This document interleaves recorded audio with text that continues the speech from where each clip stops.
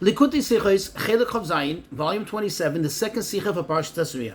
This Sicha will explain the intrinsic connection, that inherent connection between the Kohen and the termination of the Negat Tsaras, the impurity of the Tsaras, which is basically an affliction that comes about on the skin and causes one to be impure.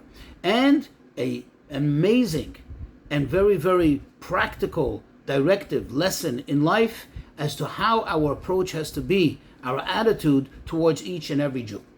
As an introduction, so we can better flow through the Sikha. So this Parsha discusses primarily the various skin afflictions, the various tsaras that one can have, the negoim. Negoim means the various shades, the various skin tone afflictions that could render a person tamei, that can make him impure. Now, these are perhaps one of the most complex laws in the Torah, as they are very, very complicated, because a slight, when I say a slight, I mean a microscopic difference in shade, in color, in discoloration of the skin can make the whole difference if or not the person is impure. Now, once the person is determined as impure, again, this is very, very severe in this particular area of impurity.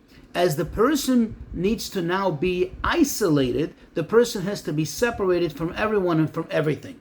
Other impurities in the Torah, let's say if somebody comes in contact with a dead body, just calls for the person to be restricted, for example, from the Bet HaMikdash or from eating holies. But in this case, the person needs to actively be restricted and isolated from everyone and anything.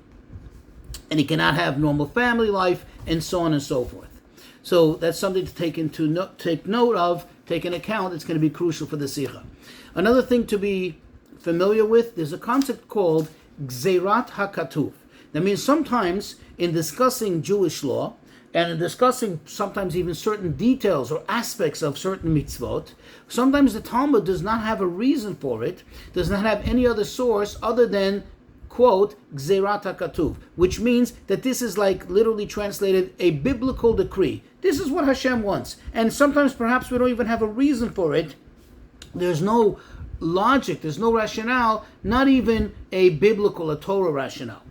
Another thing to be familiar with, what is the function of a Kohen? Of course, we know that Kohanim, the priests, they would serve in the Holy Temple. That is one function. But there's another function which is a very primary one, and in fact still exists today, even with the absence of the Beis HaMikdash, and that is as the Kohanim recite in the blessing, in the priestly blessing, before the priestly blessing, in the bracha that they recite on the mitzvah that they're going to do, that is levarech et amo Yisrael be'ahava, to bless his nation Israel be'ahava, with love. Now notice the word with love, not just to bless the people, but to bless them with love. In fact, this leads to the following rule, that the Kohen who's getting up there to bless the people in the congregation must not be in a fight, in any quarrel with anybody present. In fact, some halachic authorities even go as far as saying that if indeed he does, and there isn't true love, that means that the blessing is not really being done correctly, because we say the blessing is only levarech et amo Yisrael be'ahava, then, God forbid, this can actually pose a danger to the Kohen himself, because he's actually meddling with God's blessing.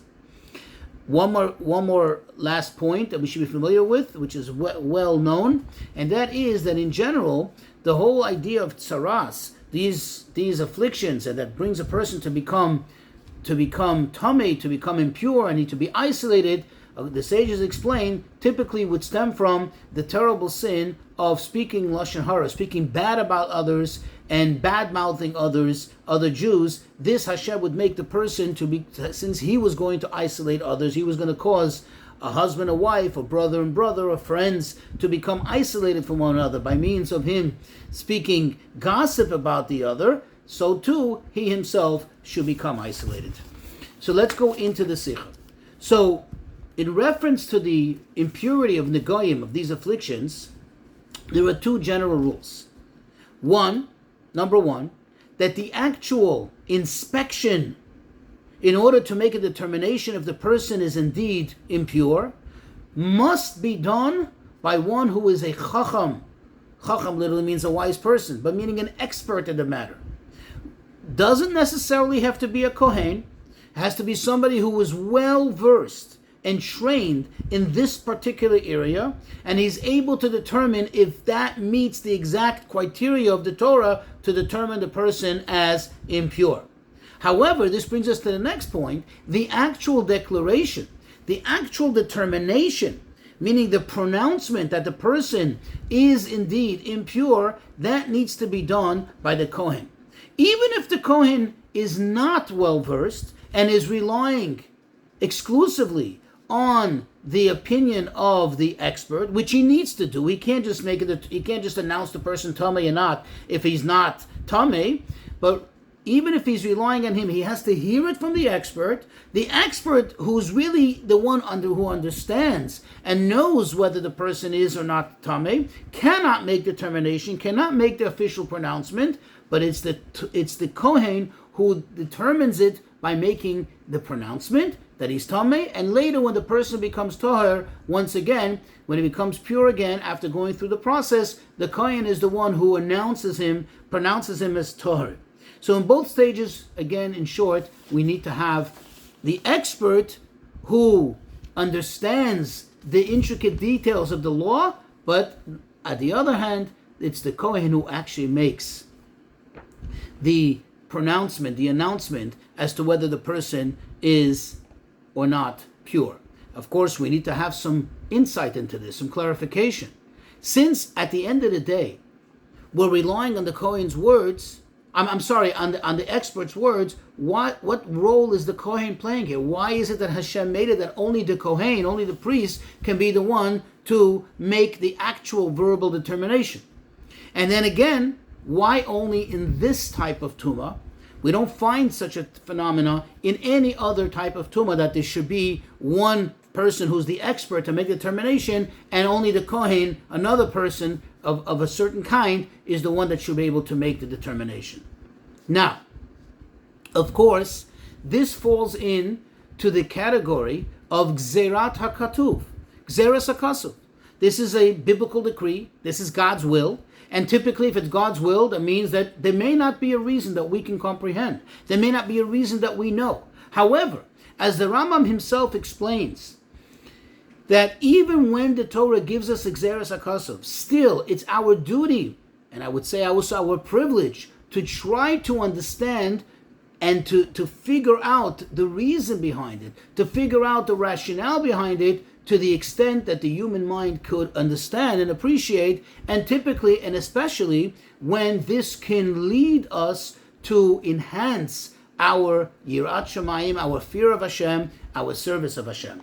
And therefore the question is, what is it over here? True, it's Gzeras HaKasuv, but could we try to understand it? Could we make sense of this? Why is it that only a Kohen is the one who has the right, who has the ability to determine that the person is pure, is tamei or toher, impure or pure? Now the truth is, saying that, it seems that the real function of the Kohen here, the main function, the exclusive function, is not so much to make him pure, but rather to set this person into an impure state. Let me explain.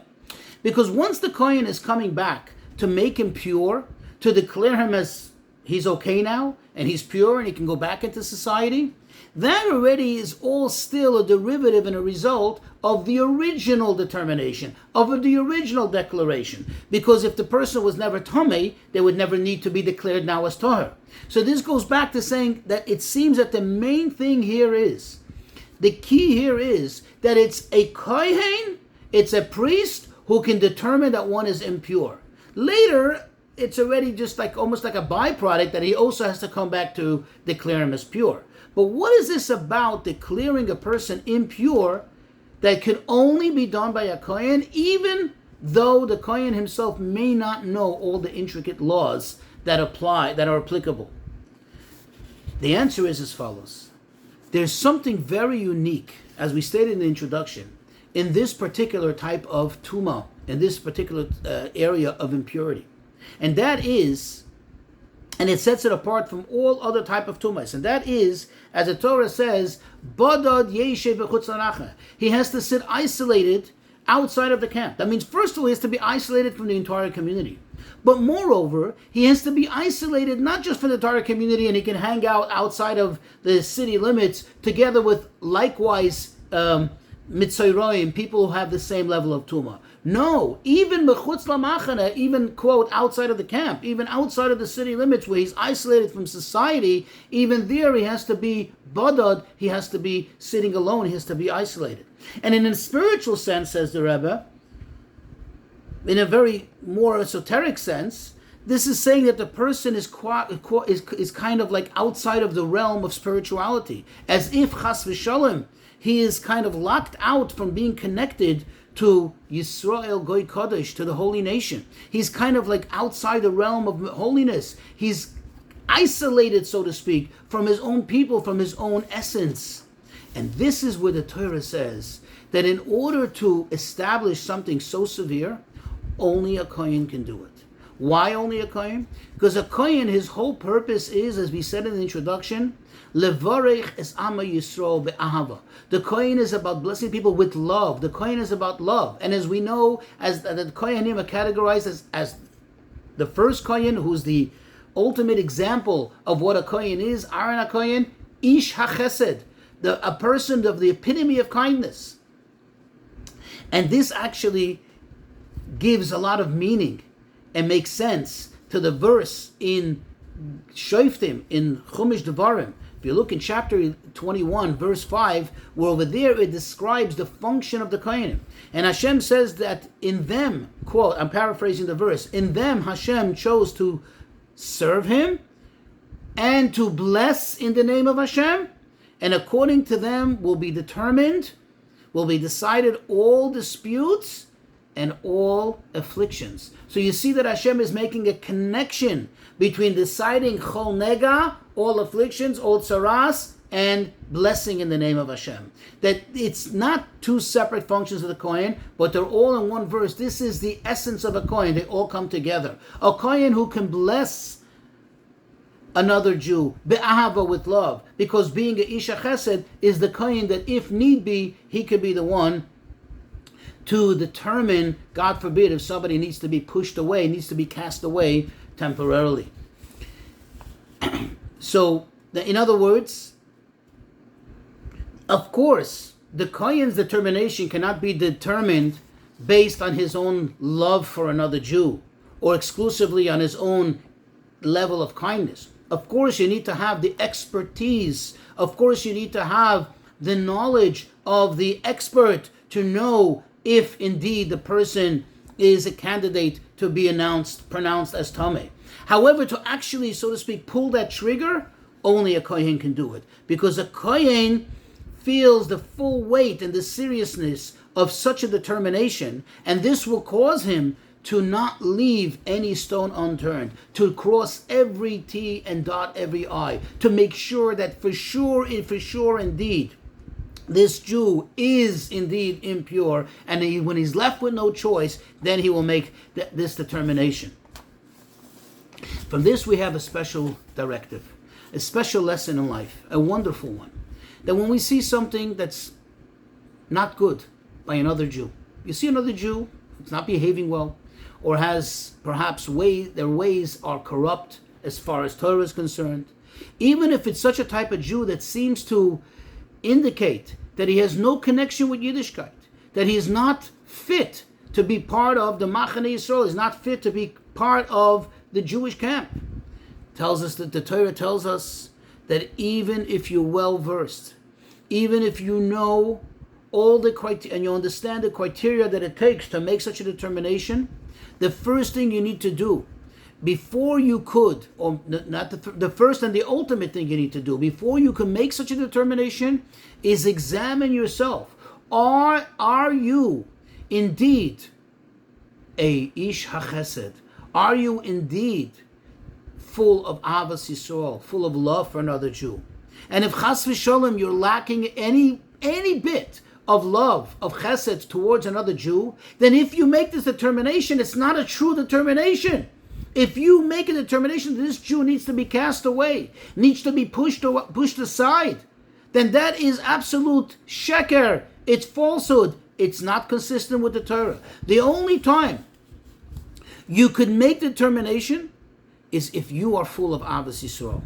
Because it's not the affliction itself, it's not the tzaras itself that makes the person tamei or not. It's the declaration that makes the person tamei. And in order to make such a declaration, you only do it through, quote unquote, a kohen, a person who is the epitome of chesed.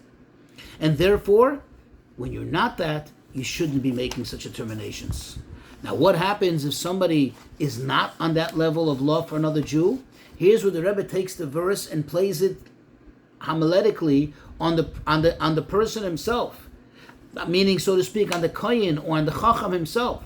If you are not full of Avos Yisrael, if you are jumping to make a determination on another Jew, which is not consistent with the truth, because since you're not coming from a place of pure love and kindness towards another Jew, therefore you shouldn't be making it, then what is the solution?